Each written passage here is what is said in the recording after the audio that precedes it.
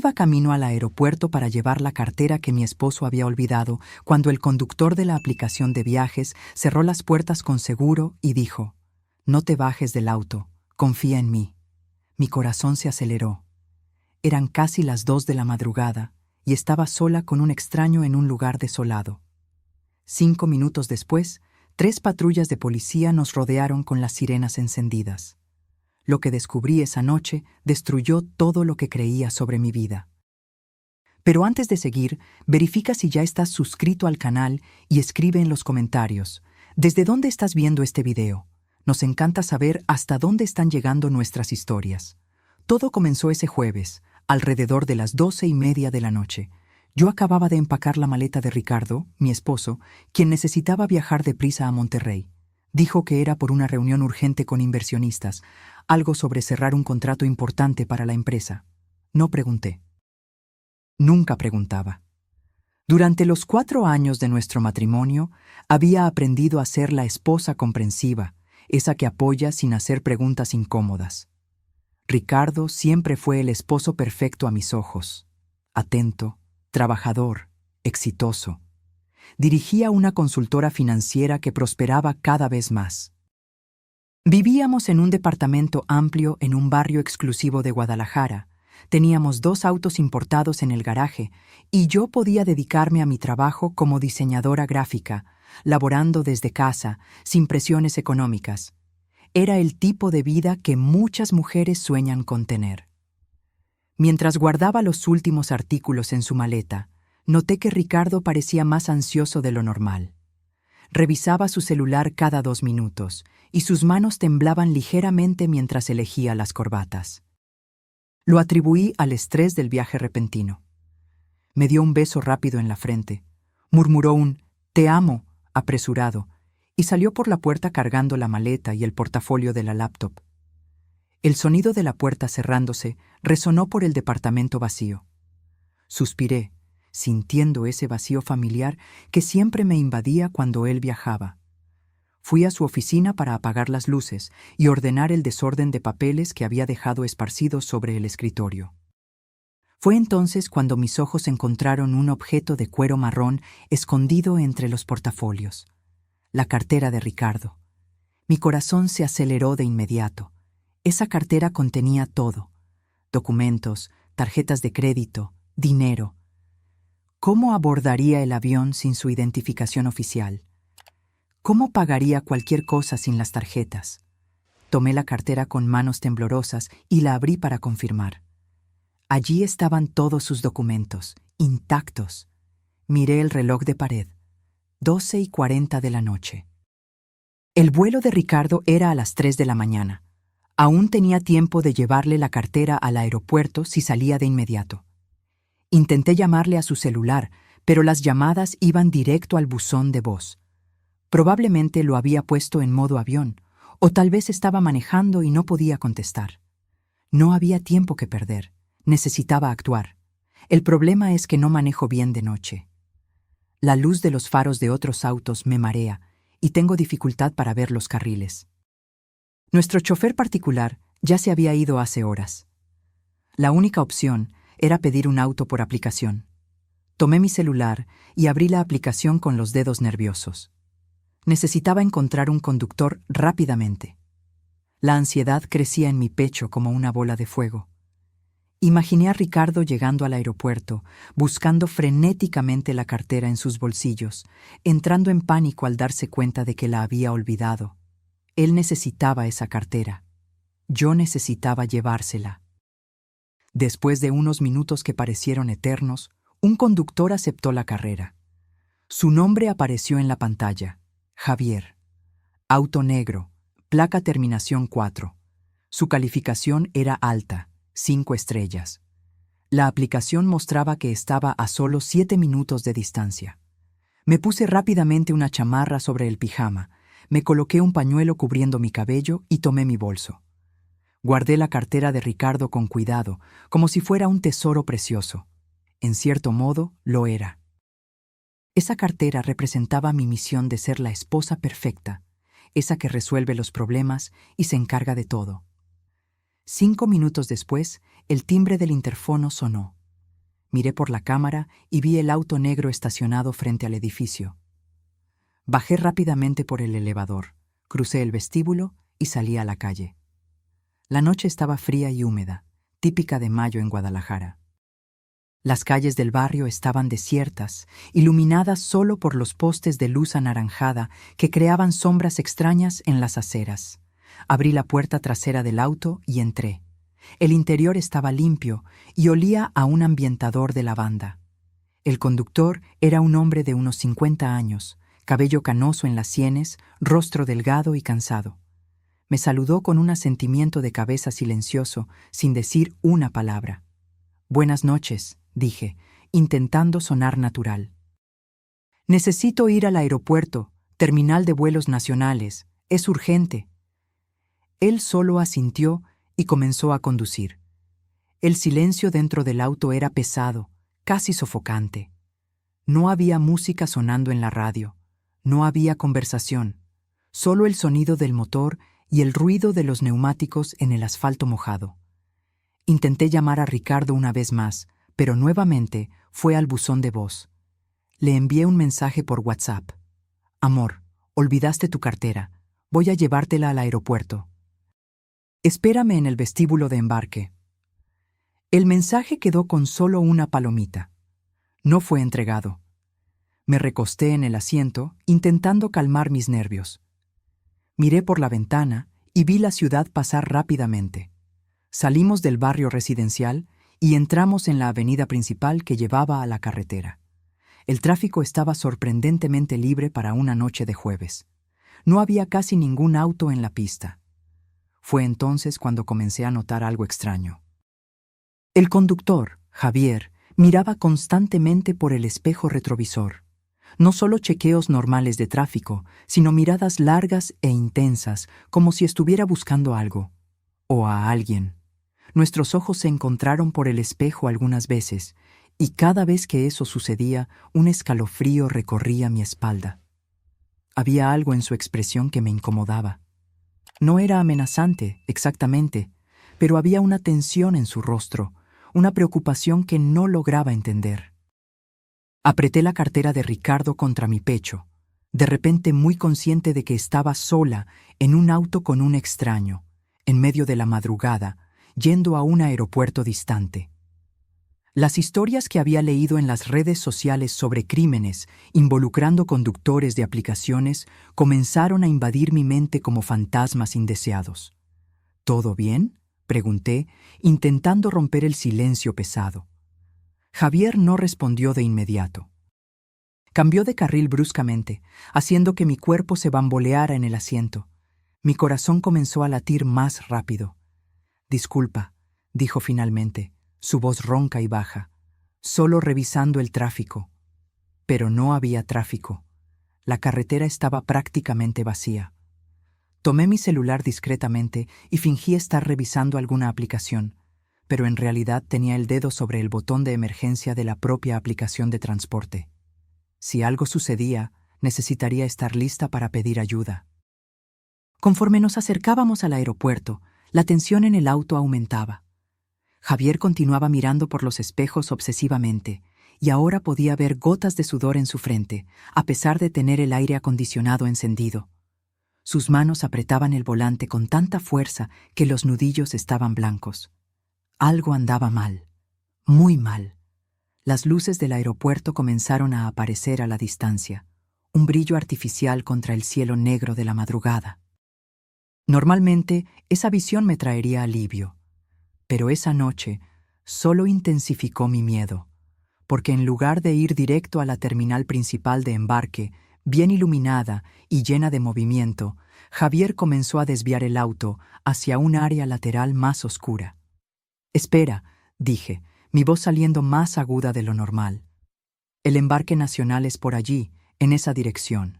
«Lo sé», respondió, pero no cambió de dirección. El pánico comenzó a apoderarse de mí. Mi mano apretó el celular con fuerza, lista para activar la alarma de emergencia. Miré alrededor buscando posibles salidas, calculando si lograría abrir la puerta y saltar del auto en movimiento. Javier condujo hasta un área de descenso menos concurrida, lejos de las puertas principales. Había solo algunos postes de luz funcionando, creando manchas de oscuridad entre los círculos de iluminación tenue. No había guardias de seguridad a la vista, no había otros autos. Solo nosotros dos y la oscuridad amenazante. El auto comenzó a desacelerar. Mi corazón estaba latiendo tan fuerte que podía escucharlo en mis oídos. Puse la mano en la manija de la puerta, lista para salir corriendo tan pronto como el auto se detuviera. Pero cuando intenté abrir, la puerta no se movió. Estaba con seguro. Los seguros de seguridad habían sido activados por el conductor. Estaba atrapada. El pánico explotó en mi pecho como una bomba. Jalé la manija con fuerza, 1, 2, 3 veces, pero la puerta permanecía firmemente cerrada. Intenté la otra puerta del lado opuesto, estirando mi cuerpo desesperadamente, pero también estaba asegurada. Todas las puertas estaban cerradas. Estaba completamente atrapada dentro de ese auto con un extraño, en un lugar desolado, en medio de la madrugada. ¿Por qué cerraste las puertas? Mi voz salió temblorosa, casi un grito. ¡Ábrelas! ¡Abre ahora! Javier no se giró. Sus manos seguían apretando el volante, y él mantenía los ojos fijos en el área oscura frente a nosotros. El sudor ahora le escurría abiertamente por el rostro, bajando por las sienes. «No te bajes aquí», dijo, su voz baja pero urgente. «Por favor, confía en mí». ¿Confiar en ti? Estaba casi histérica ahora.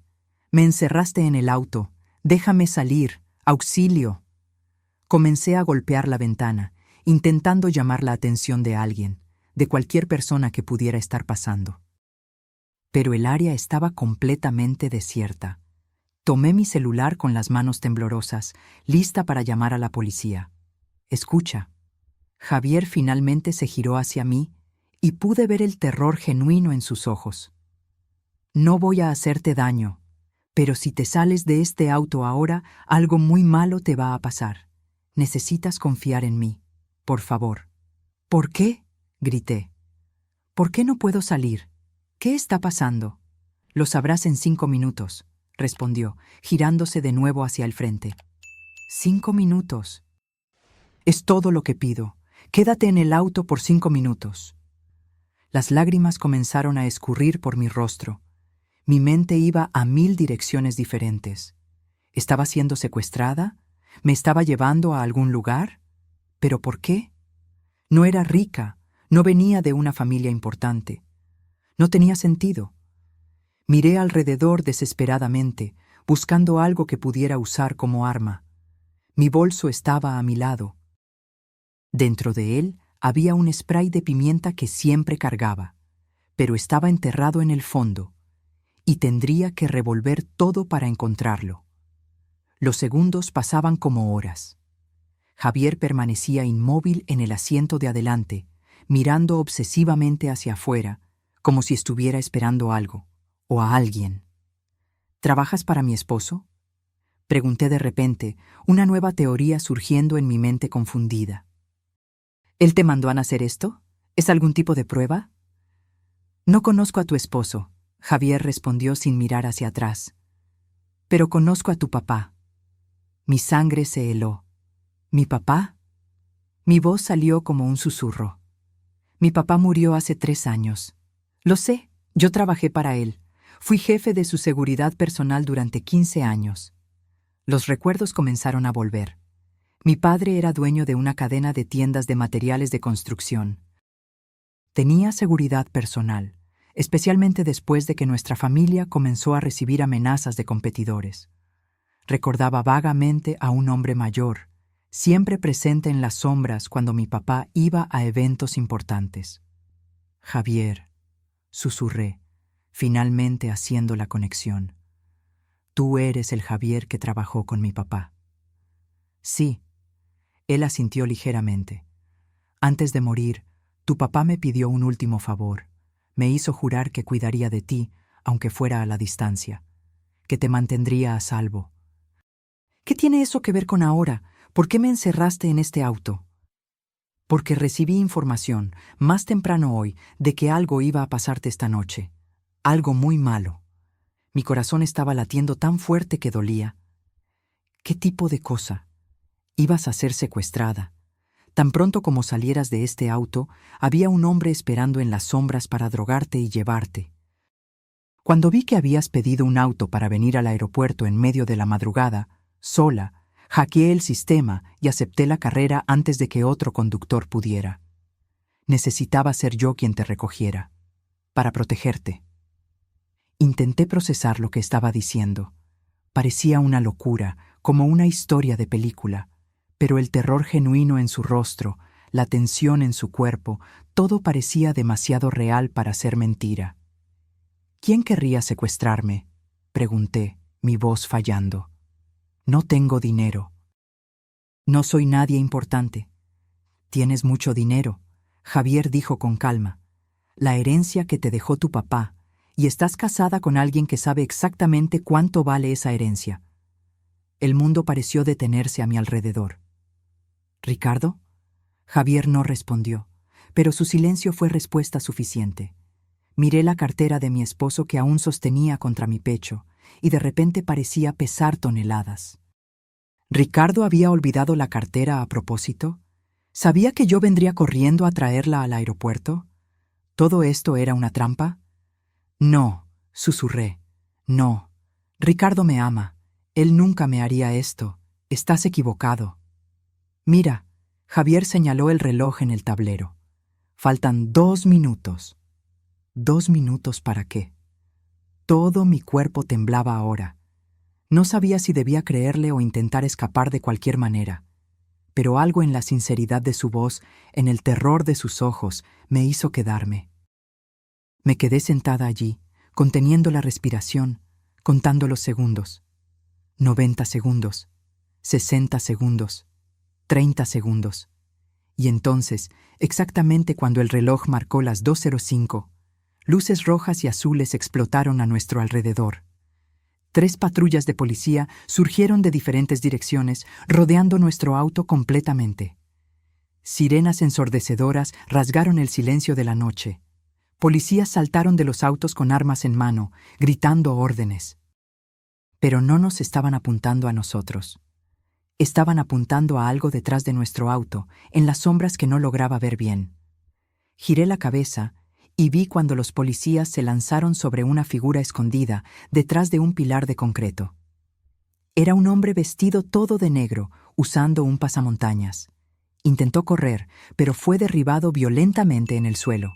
2 policías lo dominaron mientras un tercero retiraba algo del bolsillo de su chaqueta. Una jeringa. Y un paño que parecía estar empapado en algo químico. Mi estómago se revolvió. Ese hombre estaba allí esperándome. Si hubiera salido del auto, como había sido mi plan, me habría agarrado, puesto ese paño en mi rostro, drogado. Y luego, ¿qué? ¿Llevado a dónde? ¿Para hacer qué conmigo? Las lágrimas volvieron, pero esta vez eran diferentes. No eran lágrimas de miedo a Javier, sino de terror absoluto por lo que casi había sucedido. Un policía golpeó la ventana del conductor. Javier bajó el vidrio. Operación exitosa, el policía dijo. El sospechoso está bajo custodia. Están a salvo ahora. Javier finalmente quitó el seguro de las puertas del auto. El sonido del clic de la cerradura siendo liberada fue el sonido más dulce que he escuchado en la vida. Pero no podía moverme. Mi cuerpo estaba paralizado por el shock. Javier se giró hacia mí, su rostro ahora más relajado, aunque aún preocupado. Siento mucho haberte asustado, dijo suavemente. Pero si te hubiera contado lo que estaba pasando, podrías haber entrado en pánico e intentado salir del auto de todos modos. Necesitaba mantenerte dentro, mantenerte a salvo, hasta que la policía llegara. ¿Cómo supiste?, logré preguntar. ¿Cómo sabías que esto iba a suceder? Tengo contactos, personas que me deben favores del tiempo en que trabajé con tu papá. Una de esas personas escuchó conversaciones, vio mensajes. Me avisó que un secuestro estaba siendo planeado para esta noche, en el aeropuerto, que tú serías la víctima. ¿Pero quién? Estaba empezando a entrar en shock. ¿Quién planeó esto? Javier dudó. Su expresión se puso aún más seria. Necesito mostrarte algo, dijo lentamente. Pero tienes que estar preparada. Lo que vas a ver te va a doler mucho más que lo que acaba de pasar. Tomó una tableta que estaba en el asiento del pasajero y me la entregó. En la pantalla había una serie de fotos. Fotos de vigilancia, tomadas de lejos, pero lo suficientemente nítidas para que yo reconociera perfectamente a quién estaba en ellas. Ricardo, mi esposo. Pero no estaba solo. En las fotos, Ricardo estaba abrazado con una mujer que yo conocía muy bien. Alejandra, mi mejor amiga desde la universidad. La misma Alejandra que fue madrina de nuestra boda. La misma Alejandra que venía a cenar a nuestra casa todas las semanas. En las fotos se besaban, se abrazaban. Entraban juntos a hoteles. La última foto mostraba a los dos en el aeropuerto, no en la terminal nacional donde Ricardo debería estar, sino en la terminal internacional. Y no estaban embarcando hacia Monterrey, estaban embarcando hacia Madrid, con 2 maletas grandes, maletas de quien no planea volver. No puedo describir exactamente lo que sentí en ese momento. No fue rabia, no fue tristeza. Fue como si algo dentro de mí simplemente se desintegrara. Como si todos los últimos 4 años de mi vida fueran una mentira tan grande que mi cerebro no podía procesar la verdad. Mis manos temblaban tanto que casi dejo caer la tableta. Seguí pasando las fotos, una tras otra, como si estuviera viendo una película de terror que no podía apagar. Había docenas de ellas. Fotos de citas románticas, fotos de besos apasionados, fotos de ellos entrando y saliendo de apartamentos que yo no conocía. La última foto tenía una fecha y hora en la esquina inferior. Había sido tomada hace menos de 3 horas en el mostrador de registro del aeropuerto internacional. No, susurré, mi voz quebrándose. No, no, no. Pero las fotos no mentían. La realidad estaba allí, capturada en píxeles nítidos y crueles. Hay más, Javier dijo, su voz cargada de pena. Tomó la tableta de vuelta y abrió una carpeta diferente. Información financiera. Documentos que conseguimos a través de un investigador privado que contraté hace 2 semanas, cuando comencé a sospechar. En la pantalla aparecieron extractos bancarios. Mis extractos bancarios. De la cuenta conjunta que compartía con Ricardo, pero que rara vez revisaba porque confiaba completamente en él. Él se encargaba de las finanzas de la casa, de las inversiones, de todo. Transferencias enormes, cientos de miles de pesos mexicanos siendo movidos sistemáticamente de la cuenta conjunta a una cuenta que yo no reconocía, una cuenta en el extranjero. Las transferencias habían estado sucediendo por más de 1 año. Te estaba robando, Javier explicó. Sistemáticamente, tenía acceso a la herencia que te dejó tu papá porque pusiste todo en cuenta conjunta cuando te casaste. Pensaste que estabas siendo una esposa moderna y confiada, pero él estaba esperando exactamente eso. Las lágrimas escurrían libremente ahora. Sollozaba, abrazando mi propio cuerpo, balanceándome hacia adelante y hacia atrás en el asiento trasero del auto. Pero el dinero no fue suficiente. Javier continuó, implacable. Era mejor que lo supiera todo de una vez, como arrancar una curita. Hay algo más. Abrió otro documento.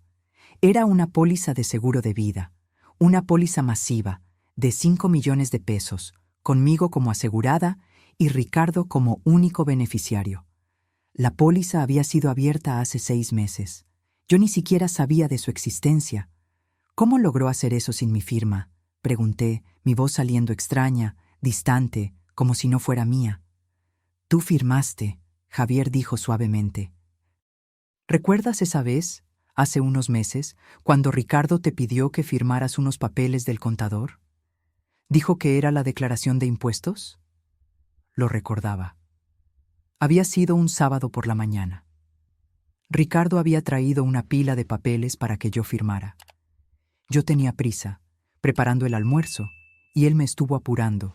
diciendo que el contador necesitaba los documentos urgentemente. Firmé todo, sin leer. Confiaba en él. ¿Por qué leería? En medio de esos papeles estaba la póliza de seguro, Javier explicó, y junto con ella un poder notarial dándole a Ricardo facultades completas sobre todos tus bienes, incluyendo las propiedades que heredaste de tu papá. Estaba mareada, literalmente mareada. Abrí la puerta del auto que ahora estaba sin seguro y vomité en la calle, mi cuerpo rechazando físicamente esa horrible realidad. Cuando terminé, me limpié la boca con el dorso de la mano y me recosté en el asiento, sintiéndome completamente vacía. Entonces el plan era matarme, dije, no como una pregunta, sino como una constatación. El secuestro de esta noche iban a matarme. Ricardo se quedaría con el seguro, con las propiedades, con todo, y estaría en Madrid con Alejandra, comenzando una nueva vida con mi dinero. Exactamente. Javier asintió. El hombre que la policía acaba de arrestar es un criminal conocido. Fue contratado para hacer el trabajo sucio. Después del secuestro, tu cuerpo probablemente sería encontrado en algún lugar, simulando un asalto que salió mal. Ricardo estaría en otro país, con una coartada perfecta. Regresaría a México como el esposo devastado, lloraría en las entrevistas, recibiría las condolencias y luego desaparecería a Portugal con toda tu herencia. Era un plan perfecto, diabólico, pero perfecto. ¿Cómo descubriste todo esto?, pregunté. ¿Cómo supiste que iba a suceder esta noche? Cuando tu papá estaba muriendo, Javier comenzó, me hizo prometer que cuidaría de ti. Él tenía un presentimiento sobre Ricardo, ¿sabes? Nunca le gustó, nunca confió completamente en él. Dijo que había algo falso en la forma en que Ricardo te miraba, como si estuviera evaluando una inversión en lugar de mirar a la mujer que amaba. Recordé las discusiones entre mi papá y Ricardo. Recordé cómo mi papá había estado en contra de la boda al principio. Pensé que era solo un padre sobreprotector que no quería aceptar que su hija estaba creciendo.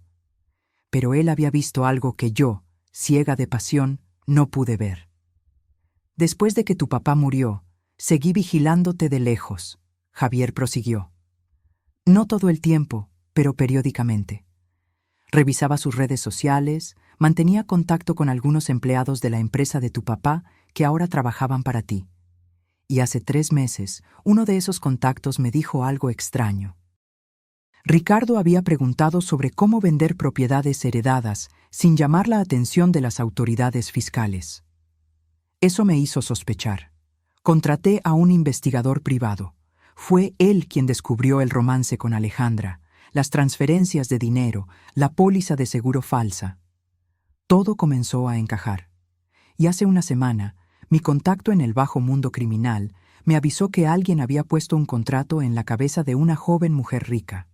La descripción coincidía contigo. Yo no sabía exactamente cuándo o dónde sucedería, pero me mantuve en alerta máxima. Hoy por la noche, cuando vi tu solicitud de viaje en el sistema al aeropuerto, sola, en la madrugada, lo supe. Era la oportunidad perfecta para un secuestro, lugar público, pero con áreas desoladas, horario en que estarías vulnerable, y la coartada perfecta para Ricardo, que estaría en otro país.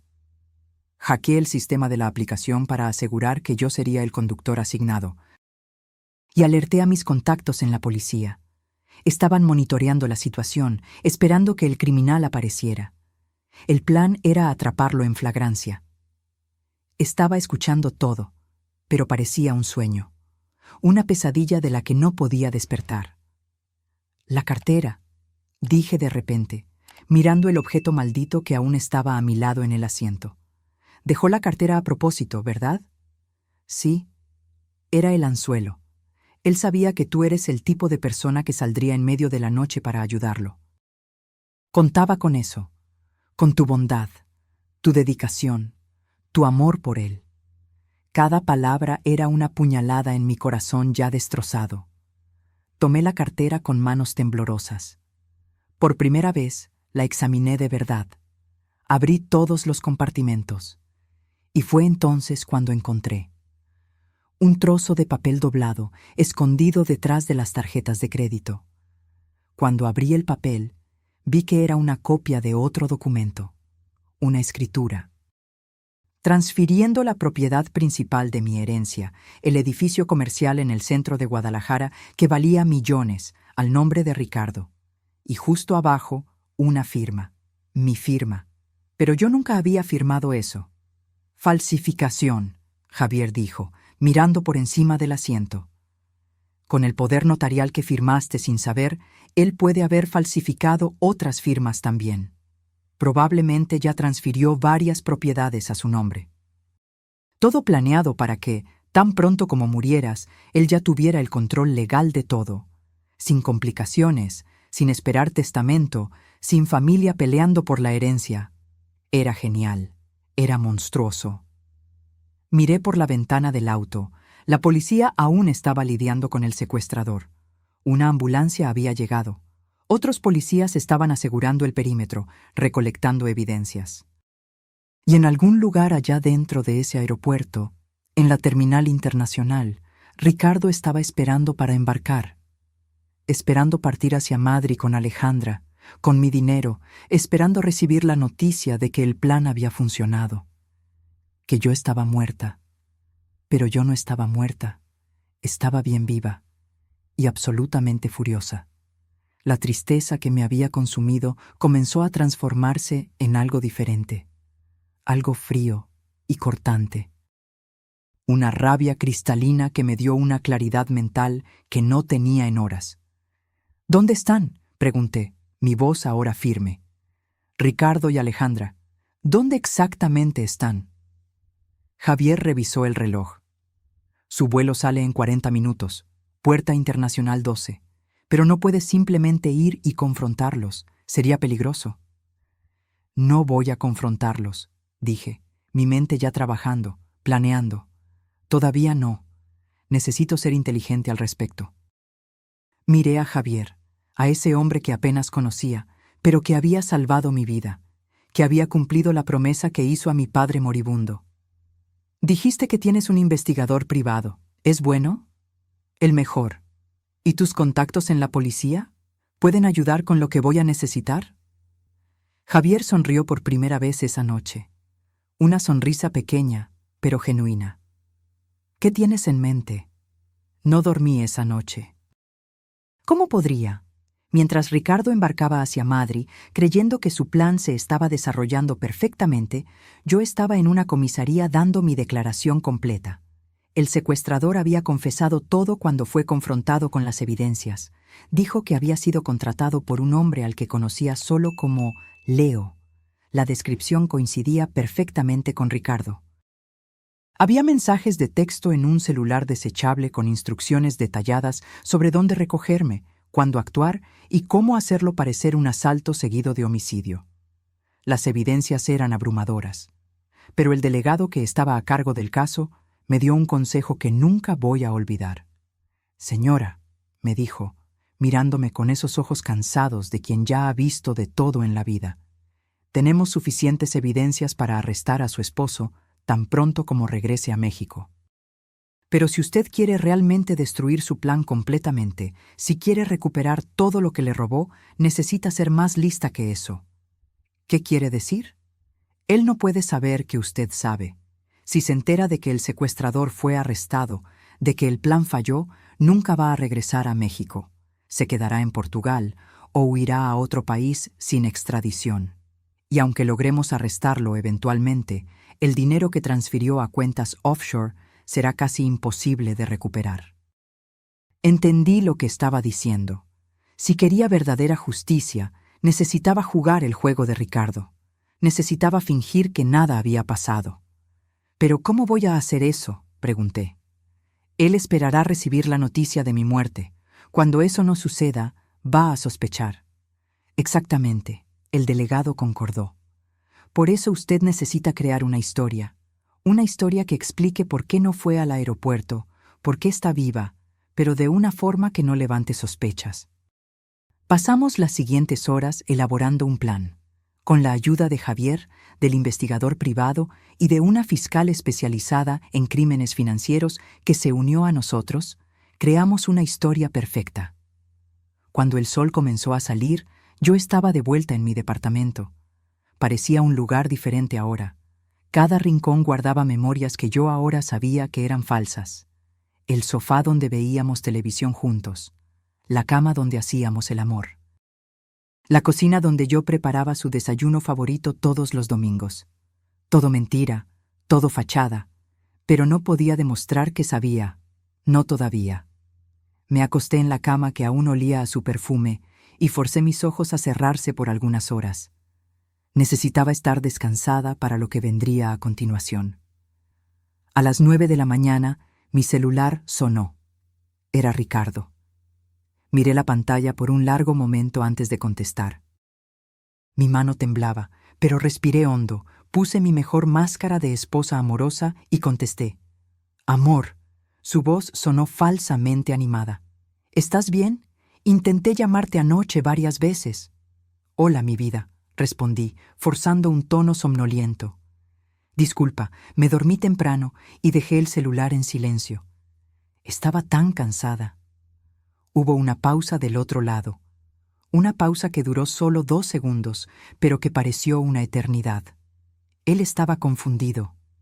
Yo debería estar muerta. ¿Por qué estaba contestando el teléfono normalmente, hablando de haberme dormido temprano? Ah, dijo finalmente. ¿Entonces no fuiste al aeropuerto? ¿Aeropuerto? ¿Por qué iría al aeropuerto? Otra pausa, más larga esta vez.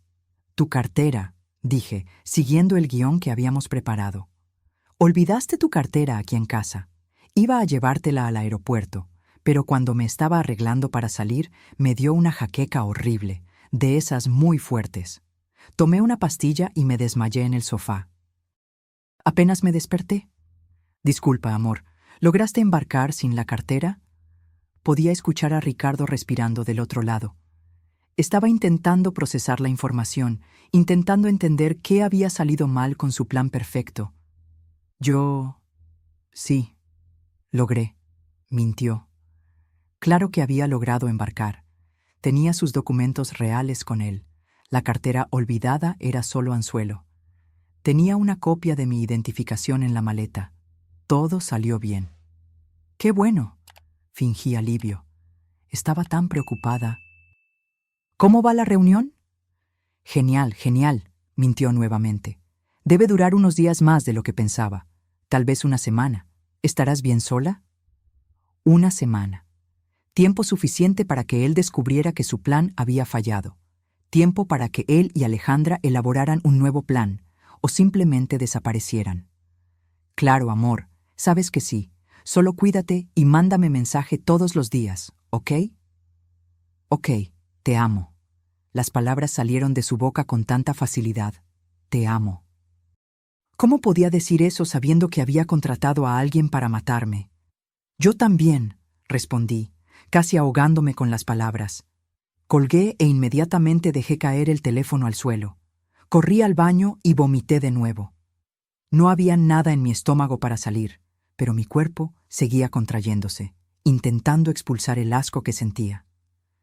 Después de que me recompuse, llamé a Javier. Llamó, relaté. Se creyó la historia, pero dijo que se quedará fuera una semana. Perfecto, Javier respondió. Eso nos da tiempo. El investigador ya está rastreando sus movimientos bancarios. Y tengo una buena noticia. Conseguimos una orden judicial para congelar sus cuentas offshore. El juez fue muy receptivo cuando mostré las evidencias del plan de homicidio. ¿Y Alejandra? Está con él en Madrid. Publicó una foto en Instagram hace una hora. Están en un hotel 5 estrellas. La subtituló Merecidas vacaciones. Javier no pudo ocultar el desprecio en su voz. Merecidas vacaciones. Con mi dinero. Celebrando lo que ella pensaba que era mi muerte. Quiero ver la foto, dije. No creo que sea una buena idea. Quiero ver. Javier suspiró, pero me envió el enlace. Abrí el Instagram de Alejandra con el corazón acelerado. Ahí estaba ella, en bikini, en una piscina lujosa con vista a la ciudad de Madrid. sonriendo ampliamente, radiante. Y al fondo, ligeramente desenfocado pero claramente visible, estaba Ricardo, también sonriendo, sosteniendo una copa de champaña. Los comentarios eran todos de amigas en común nuestras. ¡Qué increíble! Te lo mereces. Aprovecha muchísimo. ¡Qué envidia de la buena! Si ellas supieran. Pasé los días siguientes preparándome. El investigador privado trajo más información.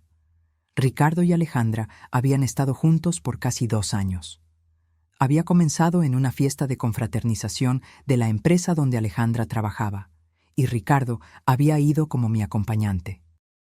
Se habían conectado, intercambiado números, y el romance comenzó poco tiempo después. Las evidencias eran dolorosas de ver. Mensajes de texto apasionados, fotos íntimas, videos que me hicieron querer morir de vergüenza y rabia, pero me forcé a ver todo. Necesitaba conocer la extensión completa de la traición. El investigador también descubrió que Ricardo tenía deudas, muchas deudas, apuestas en línea, malas inversiones, préstamos con usureros. Estaba ahogado en deudas que yo nunca supe que existían. Mi dinero no era solo avaricia, era necesidad. Necesitaba esos millones para pagar sus deudas y comenzar una vida nueva con Alejandra. ¿Cuánto debe?, pregunté. Casi 2 millones de pesos mexicanos, el investigador respondió. Y los usureros se están impacientando. Hay amenazas de muerte en los mensajes. Estaba desesperado. Por eso la sincronización del plan. No podía esperar más. Necesitaba el dinero del seguro y de las propiedades ahora, antes de que los usureros decidieran eliminarlo primero. ¿Y Alejandra sabía de todo esto?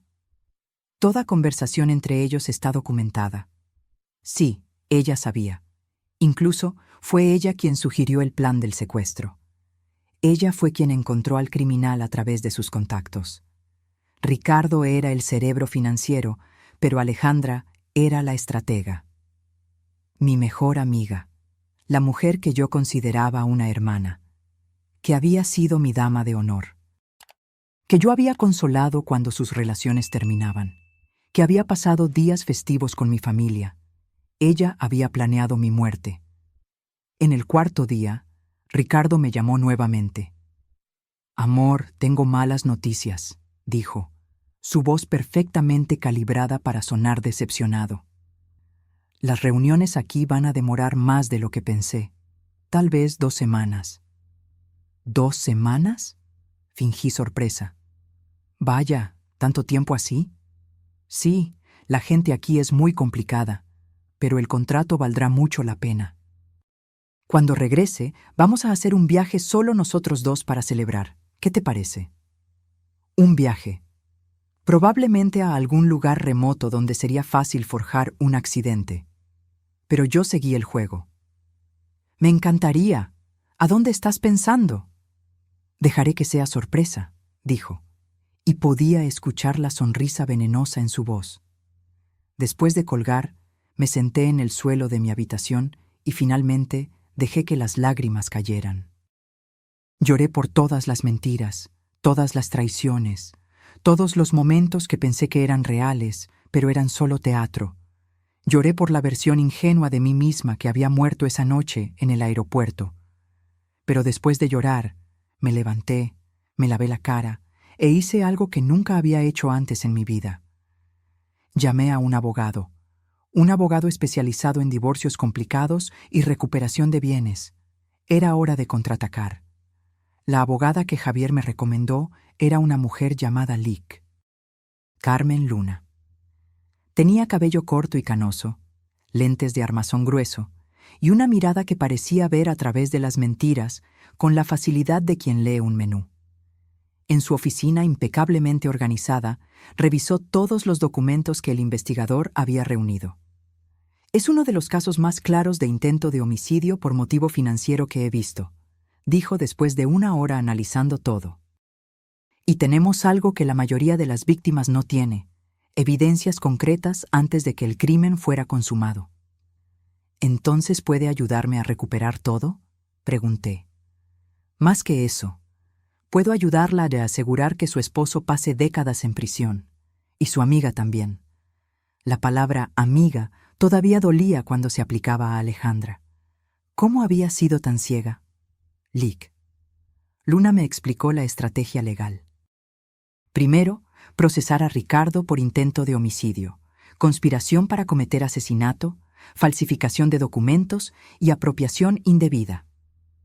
Simultáneamente, mover acciones civiles para recuperar todo el dinero que había transferido ilegalmente y anular todos los poderes notariales y documentos falsos. El tiempo es crucial, explicó. Necesitamos esperar el momento justo para actuar. Si lo hacemos muy pronto, puede huir a un país sin tratado de extradición. Si esperamos demasiado, puede disipar más activos. ¿Cuándo sería el momento ideal? Cuando regrese a México, cuando pise suelo mexicano de nuevo, pensando que está a salvo, que su plan está funcionando. Es ahí donde actuamos. Pero ¿cómo vamos a hacerlo regresar? Puede simplemente quedarse en Portugal indefinidamente. Lic. Luna sonrió. Era una sonrisa que no tenía nada de calidez. Era la sonrisa de un depredador que acaba de avistar a la presa. Ahí es donde entra nuestro anzuelo. Usted le va a ordenar que regrese, y él vendrá corriendo.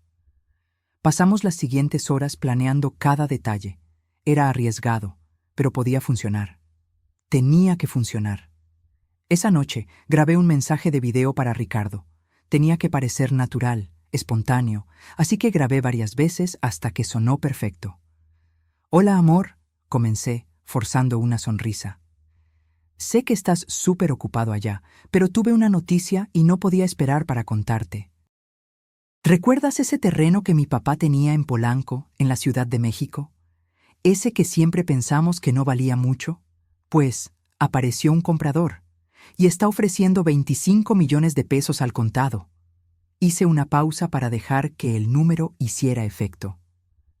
Sé que es una locura, pero es una constructora grande. Quieren desarrollar un edificio de lujo allí. Pero lo mejor es que quieren cerrar el trato esta semana. El corredor dijo que si no acepto pronto, van a buscar otro terreno. Yo no quería decidir algo tan grande sin ti aquí. ¿Crees que puedas regresar unos días antes? ¿Solo para que firmemos los papeles juntos y decidamos qué hacer con todo ese dinero? Te amo. Vuelve pronto. Envié el video y esperé.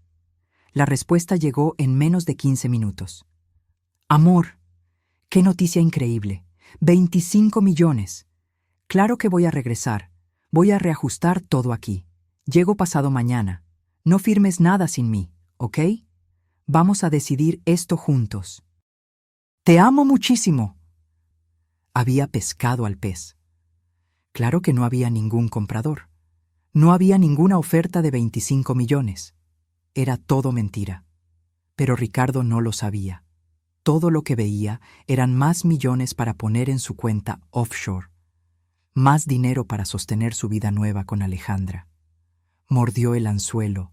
Avisé a Lic, Luna y Javier. Llega en 2 días. Perfecto, Lic. Luna respondió. Voy a preparar todos los documentos legales.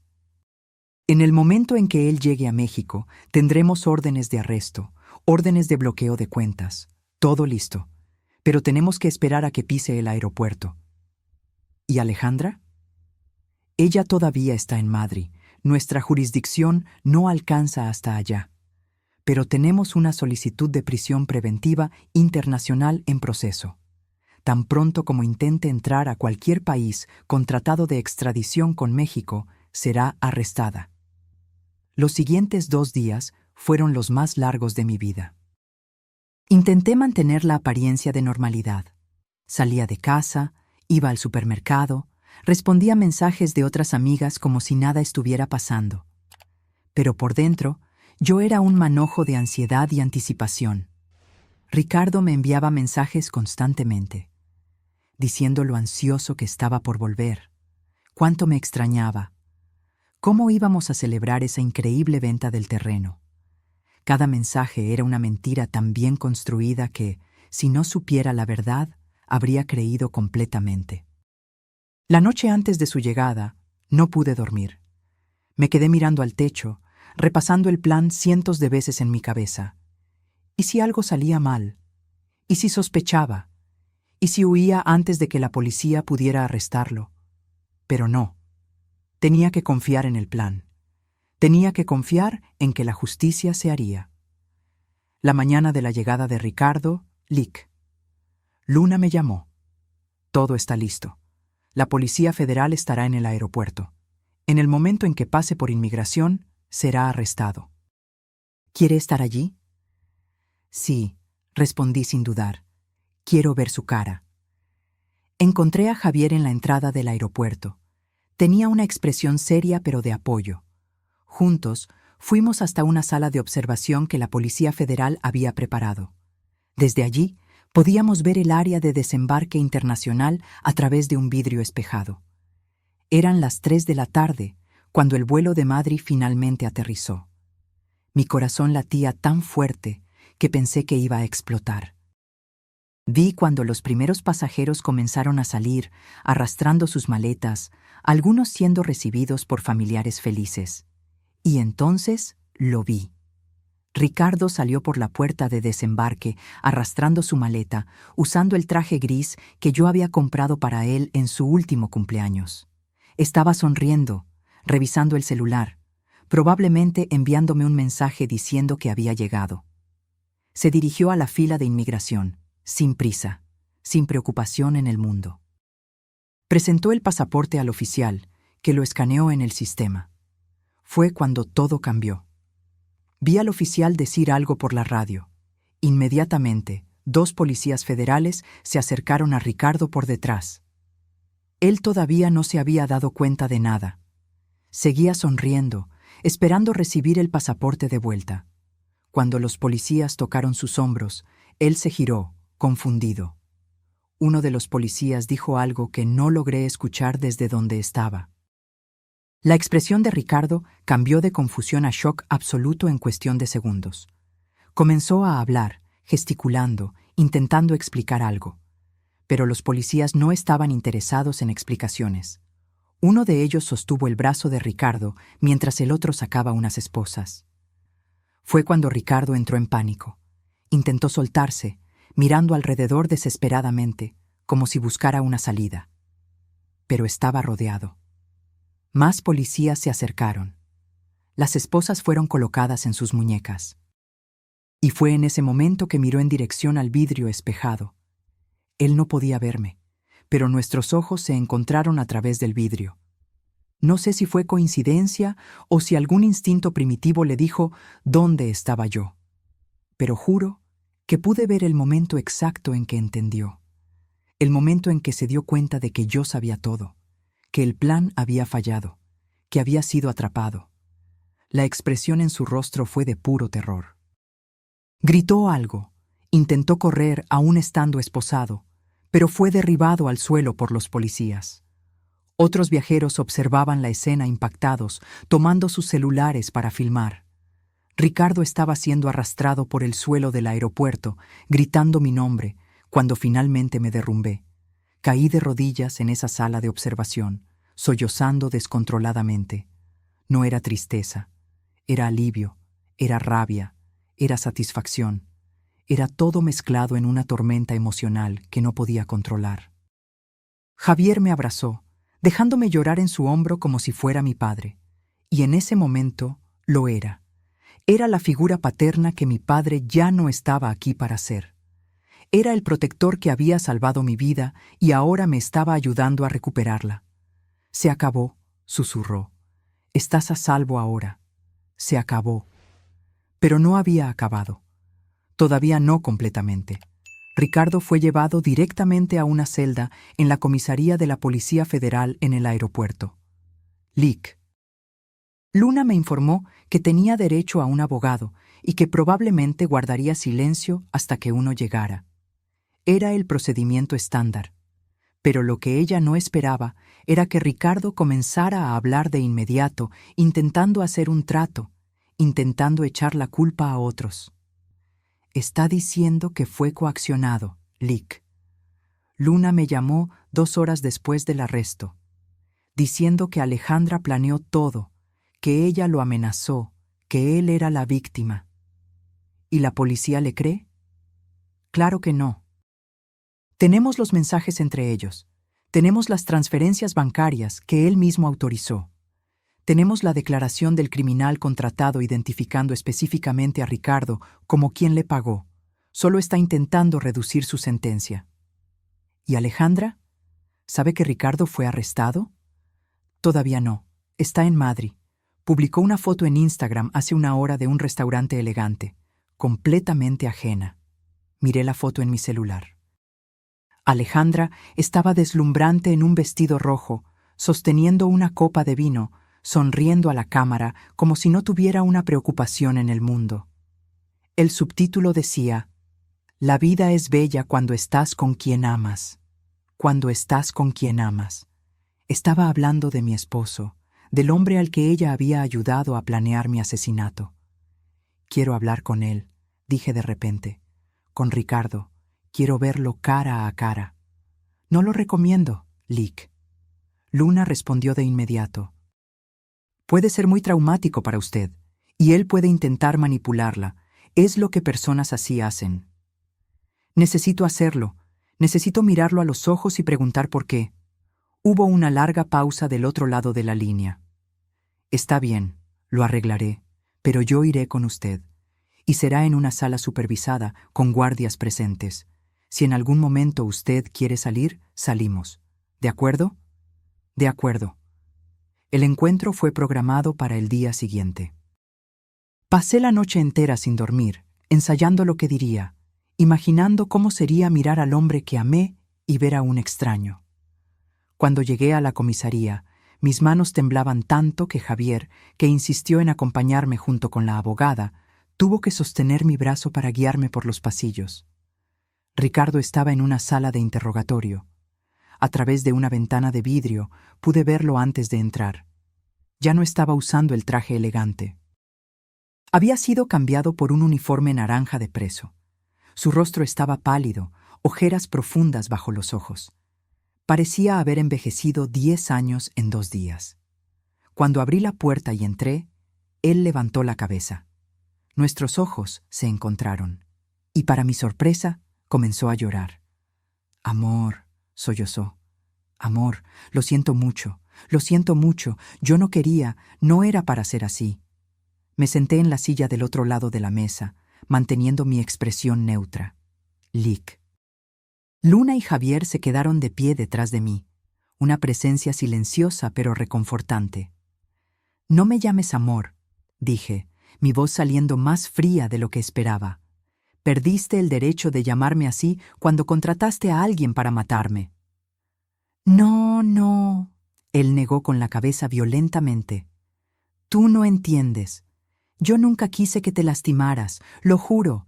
Fue Alejandra, ella fue quien...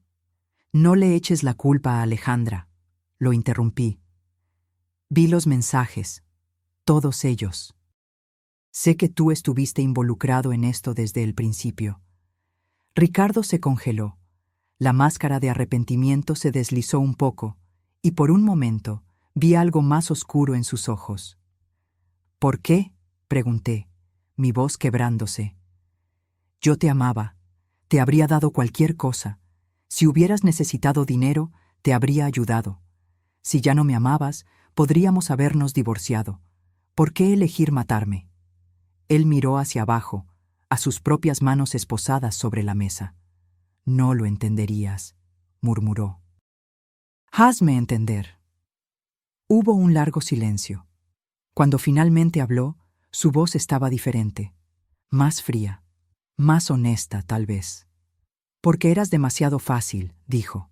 Confiabas en todo lo que yo decía, firmabas todo lo que pedía, nunca cuestionabas nada. Eras tan obediente, tan predecible, y comencé a despreciarte por eso. Cada palabra era una puñalada, pero me forcé a permanecer impasible. Cuando conocí a Alejandra, ella era lo opuesto a ti. Era desafiante, lista, ambiciosa. Me hacía sentir vivo de una forma que tú nunca hiciste. Y sí, sé que suena cruel, pero preguntaste la verdad. ¿Y el dinero? Ricardo dio una sonrisa amarga. El dinero hacía todo posible. Yo tenía deudas, muchas deudas. Había hecho inversiones estúpidas, apostado en negocios que fracasaron. Los usureros me estaban persiguiendo. Necesitaba una salida. Y tú, con toda esa herencia de tu papá, eras la salida perfecta. Entonces me usaste desde el principio. No desde el principio, admitió. Al principio, realmente me gustabas, pero cuando tu papá murió y heredaste todo, fue cuando me di cuenta del potencial, y cuando las deudas comenzaron a apretar, cuando Alejandra entró en escena, el plan comenzó a tener sentido. El plan de matarme. El plan de resolver todos mis problemas de una vez, corrigió, como si fueran lo mismo. Tú morirías pensando que eras amada. Alejandra y yo nos quedaríamos con el dinero para vivir la vida que merecíamos. Todos ganaban. Excepto yo, que estaría muerta. Ricardo se encogió de hombros.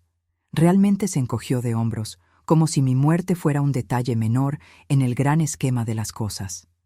Fue en ese momento que cualquier vestigio de amor que todavía pudiera existir dentro de mí murió completamente. Ya no había dolor. Había solo un vacío frío donde antes había un corazón. Vas a pudrirte en la cárcel, dije con calma, y cada centavo que me robaste será devuelto. Cada propiedad que intentaste transferir ilegalmente volverá a mi nombre, y Alejandra se unirá a ti tras las rejas eventualmente. Alejandra está en Portugal. Ricardo dijo con una sonrisa presuntuosa. Nunca la van a atrapar. Ya veremos, me levanté. Espero que ambos hayan aprovechado bien estos días de libertad, porque serán los últimos que tendrán por los próximos 20 o 30 años. Comencé a girarme para salir, pero Ricardo me llamó. «Espera». Me detuve, pero no me giré. «¿Vas a perdonarme algún día?», preguntó, y por primera vez desde que entré en la sala, su voz sonó genuinamente vulnerable. Me giré lentamente y lo miré una última vez. Perdonar significa que lo que hiciste tuvo algún valor, algún significado que vale la pena ser reconciliado. Pero lo que hiciste no tuvo valor alguno. Fue mezquino, cobarde y patético. Así que no, Ricardo, no voy a perdonarte. Simplemente voy a olvidarte. Como si nunca hubieras existido en mi vida. Salí de la sala sin mirar hacia atrás. En el pasillo, dejé que las lágrimas finalmente cayeran. Pero no eran lágrimas de tristeza. Eran lágrimas de clausura, de liberación. «¿Estás bien?», Javier preguntó, poniendo una mano protectora en mi hombro. «Sí», respondí, y me di cuenta de que era verdad. «Estoy bien. Por primera vez en días, estoy realmente bien». «Lick». Luna revisó su celular y sonrió. «Tengo buenas noticias. La Interpol aceptó nuestra solicitud. Hay una orden de arresto internacional contra Alejandra. Tan pronto como intente regresar a México o viajar a cualquier país europeo con tratado de extradición, será detenida». «¿Cuánto tiempo tiene de libertad?». «No mucho. Ya compró un boleto de vuelta a México para dentro de 3 días. Probablemente estaba planeando regresar cuando creyera que las cosas se habían calmado, fingir que no sabía nada sobre el plan de Ricardo. Y cuando sea arrestada, ¿enfrentará las mismas acusaciones que él?». «Exactamente. Conspiración para homicidio, participación en crimen planeado, complicidad. Ella puede recibir incluso más tiempo que Ricardo, porque las evidencias muestran que fue ella quien encontró al criminal contratado». 3 días después, recibí la llamada que estaba esperando. Alejandra había sido arrestada en el aeropuerto de Madrid cuando intentaba registrarse para su vuelo de vuelta a México. Las autoridades españolas ejecutaron la orden internacional y la transfirieron a una celda de detención hasta que los trámites de extradición fueran concluidos. Pero a diferencia de Ricardo, que intentó inmediatamente echarle la culpa a ella, Alejandra se quedó en silencio completo. No pidió abogado, no dio declaraciones, solo se quedó sentada en su celda, mirando a la pared. Los oficiales españoles dijeron que parecía estar en shock, como si no pudiera creer que había sido atrapada. En las semanas siguientes, Mi vida se puso de cabeza, pero esta vez de una forma positiva. Con la ayuda de Lick. Luna, logré anular todos los poderes notariales falsos y transferencias ilegales. Las cuentas offshore de Ricardo fueron localizadas y bloqueadas. El proceso de recuperación de los fondos sería largo, pero al menos estaba en curso. El departamento donde había vivido con Ricardo fue puesto en venta. Ya no podía pisar ese lugar sin sentir náuseas. Cada rincón guardaba memorias contaminadas por sus mentiras. Compré un departamento más pequeño, más acogedor, en otro barrio, un lugar que era solo mío, sin fantasmas del pasado. Javier siguió siendo una presencia constante en mi vida. Se convirtió en más que un protector. Se volvió un amigo verdadero, una figura paterna que mi padre ya no estaba aquí para ser. A veces cenábamos juntos y él me contaba historias sobre mi papá que yo nunca había escuchado. Me hacía sentir conectada con él nuevamente. Tu papá era un hombre muy sabio, Javier me dijo una noche durante una de esas cenas. Me dijo una vez que la confianza es la cosa más preciosa que podemos dar a alguien, pero también la más peligrosa, porque una vez rota, nunca vuelve a ser lo que era antes. Tenía razón, concordé. Confié demasiado. Fui ingenua. No, Javier negó con la cabeza. No fuiste ingenua. Fuiste bondadosa, generosa, amorosa. No dejes que la traición de una mala persona te transforme en alguien desconfiada y amargada. A tu papá no le gustaría eso. Sus palabras se quedaron conmigo. El juicio de Ricardo ocurrió 6 meses después de su arresto. La sala estaba llena. Los medios de comunicación estaban presentes y yo estaba sentada en la primera fila, determinada a mirarlo a los ojos durante cada momento del proceso. Había perdido peso en la cárcel y su rostro estaba más delgado, más viejo. Su abogado intentó alegar que había sido coaccionado por Alejandra, que ella era la verdadera mente detrás de todo. Pero las evidencias eran irrefutables. Los mensajes de texto mostraban claramente que él era un participante activo y entusiasta del plan. Cuando fue mi turno de testificar, subí al estrado y relaté todo. La noche en el auto con Javier, el descubrimiento de las fotos, las mentiras, el miedo que sentí cuando pensé que iba a morir.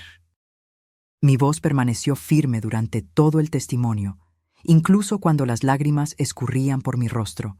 Ricardo no me miró ni una sola vez durante mi testimonio. Mantuvo los ojos bajos, con la apariencia de un hombre que ya había aceptado su destino. La sentencia fue de 25 años de prisión sin posibilidad de libertad condicional por 15 años, por intento de homicidio calificado, falsificación de documentos, apropiación indebida y una lista de otros crímenes. Cuando el juez golpeó el martillo, sentí un peso enorme siendo levantado de mis hombros. La justicia se había hecho. Alejandra fue extraditada a México 3 meses después del juicio de Ricardo. Su juicio fue aún más dramático, porque a diferencia de él, ella decidió luchar. Contrató al mejor abogado que pudo encontrar, e intentó argumentar que había sido manipulada por Ricardo, que ella era víctima de sus mentiras también. Pero las evidencias no permitían esa narrativa. Los mensajes mostraban que muchas veces era Alejandra quien tomaba la iniciativa, quien hacía las sugerencias más sórdidas.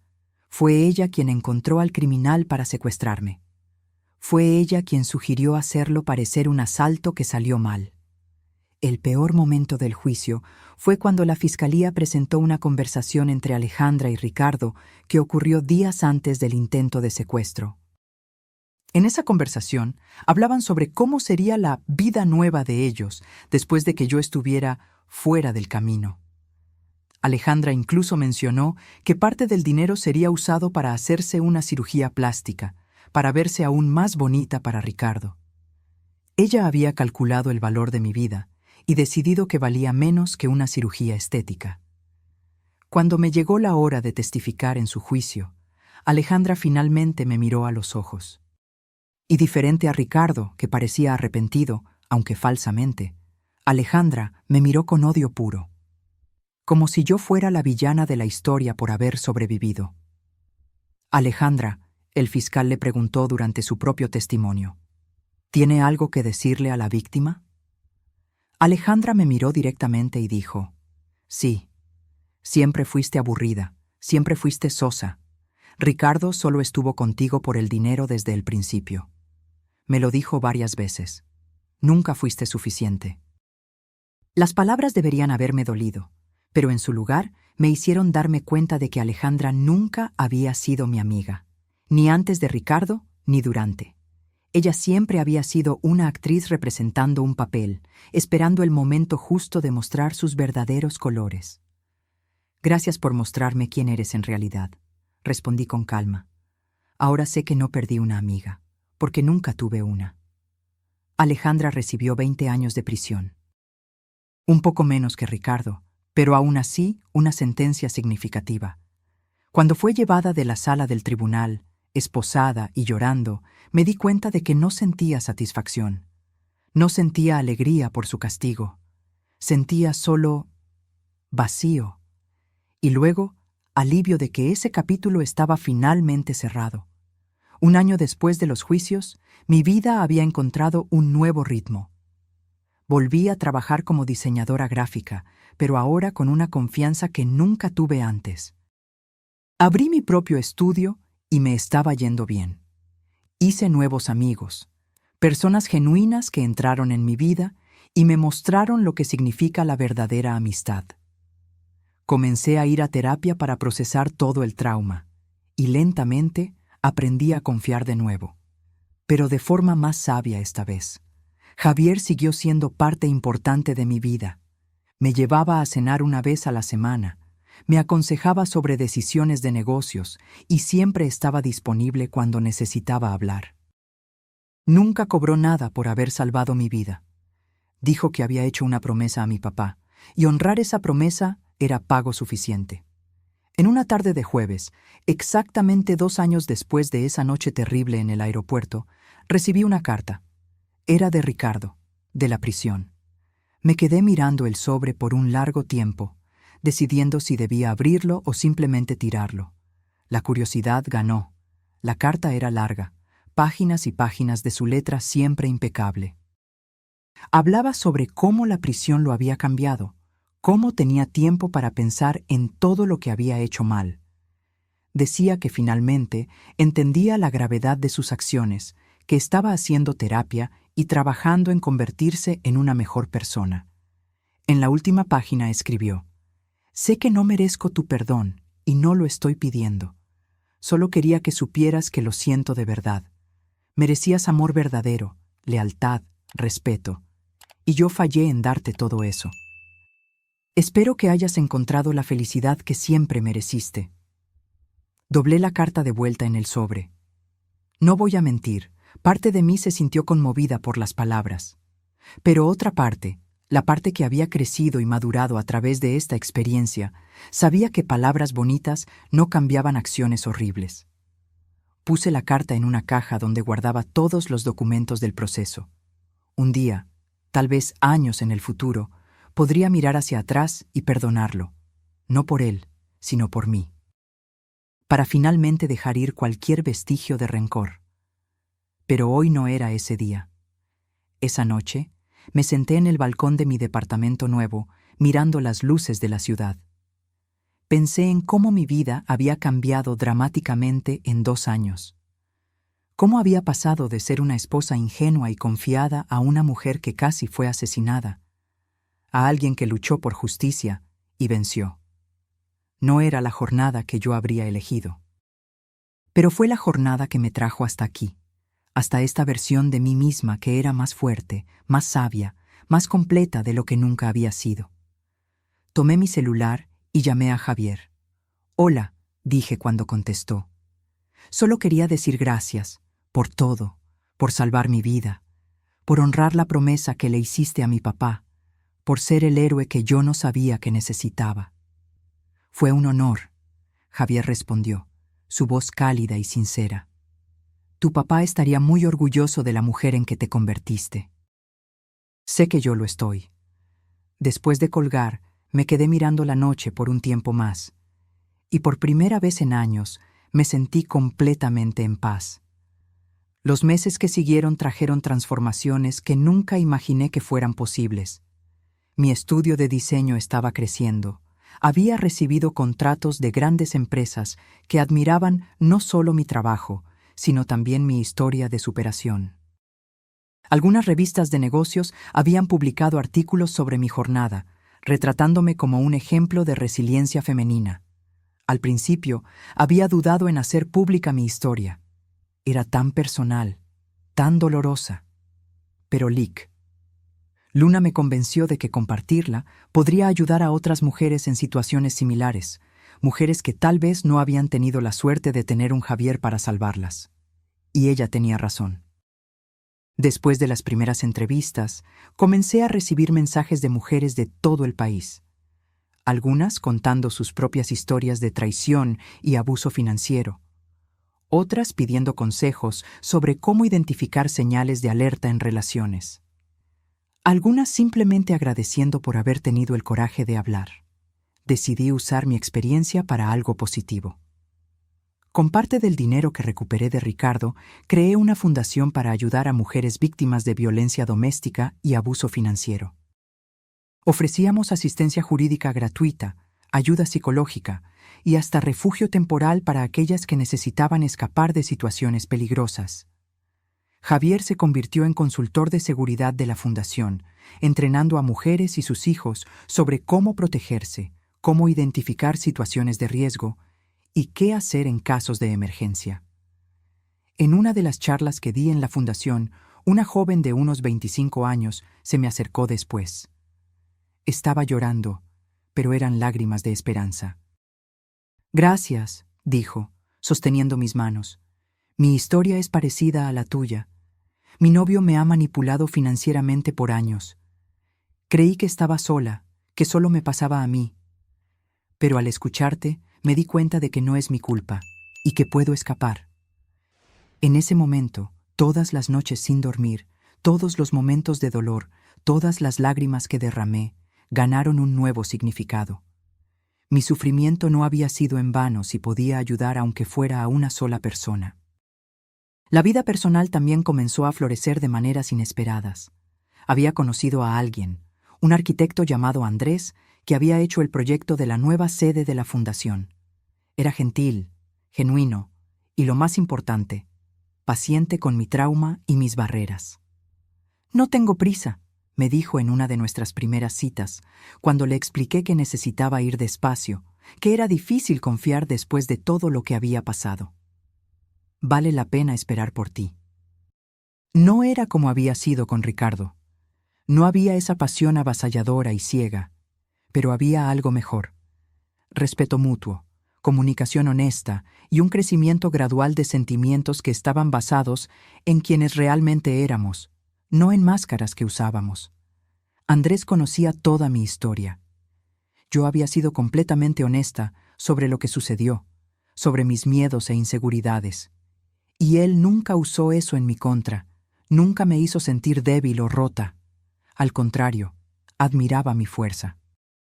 «Sobreviviste a algo que habría destruido a la mayoría de las personas», me dijo una noche, mientras cenábamos en un restaurante acogedor. «Y no solo sobreviviste, sino que transformaste ese dolor en algo que ayuda a otras personas. Eso es extraordinario». 3 años después de esa noche fatídica en el aeropuerto, recibí otra carta. Esta vez era de Alejandra.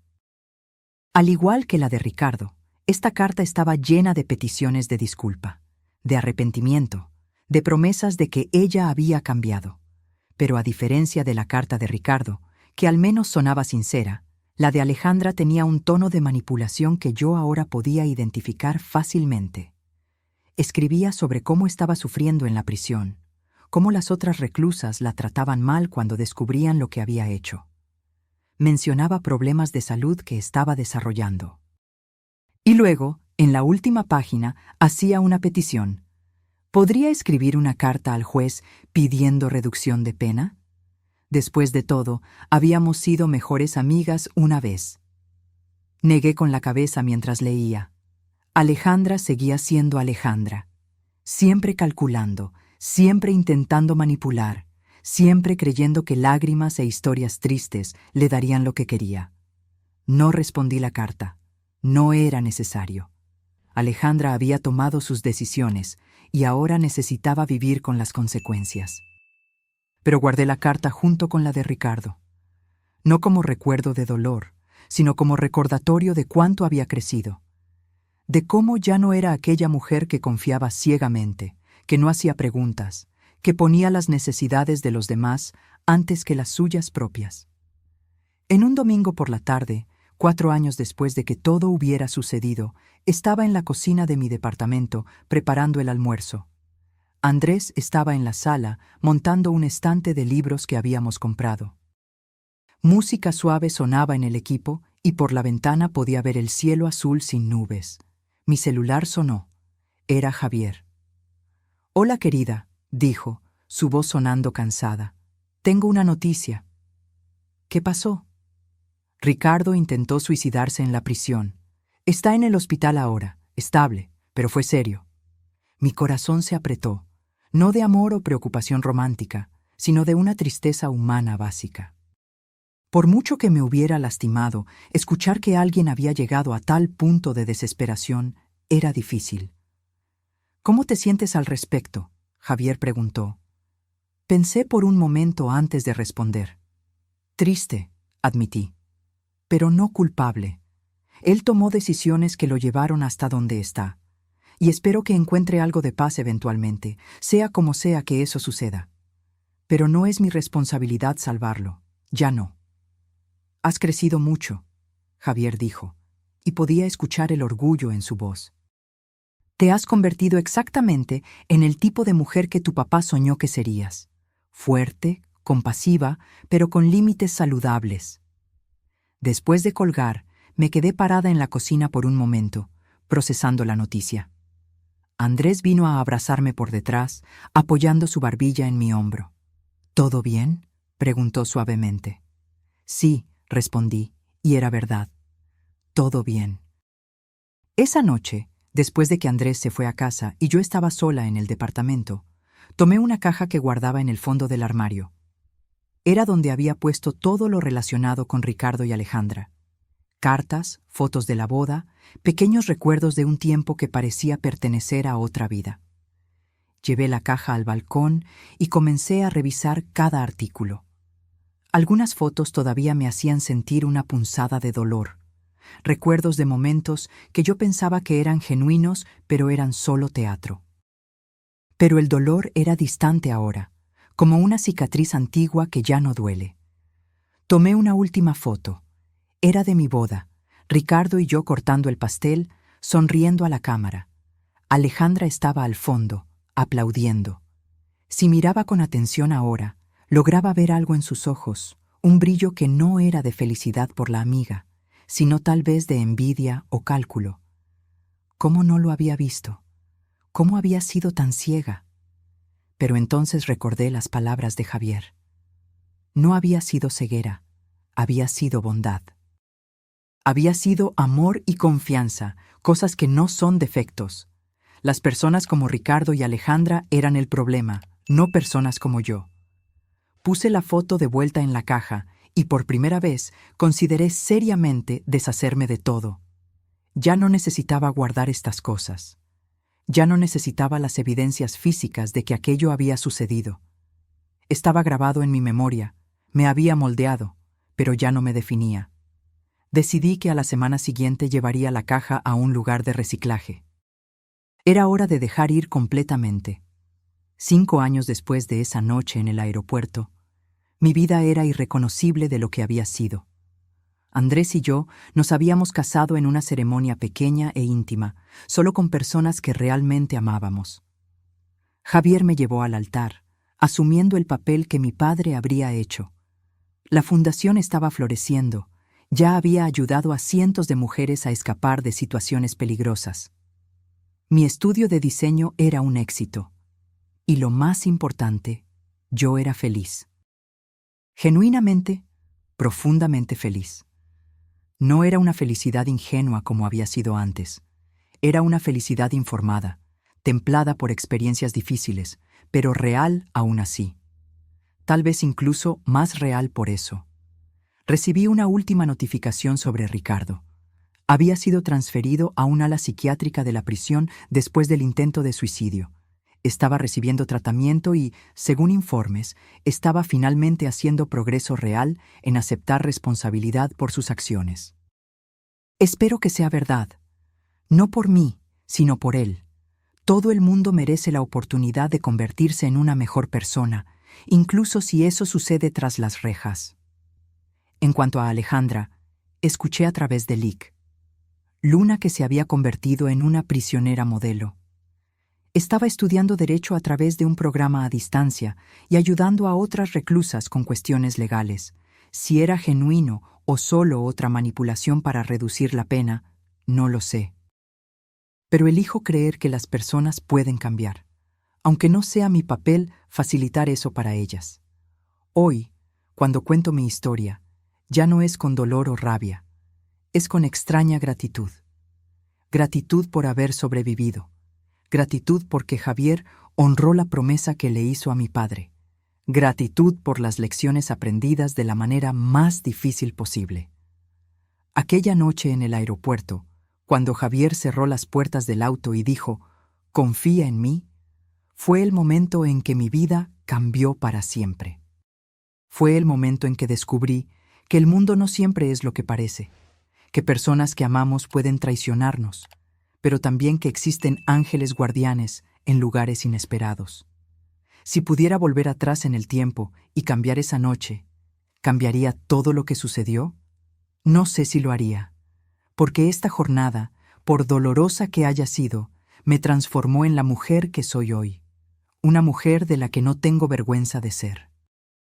Y al final de cuentas, tal vez esa sea la mejor venganza contra aquellos que intentaron destruirme. No solo sobreviví, sino que prosperé. Ahora, si te gustó esta historia, haz clic en suscribirse y dime en los comentarios qué parte te dejó con la boca abierta. Y no olvides hacerte miembro para tener acceso a videos exclusivos que no publico aquí. Te espero allí.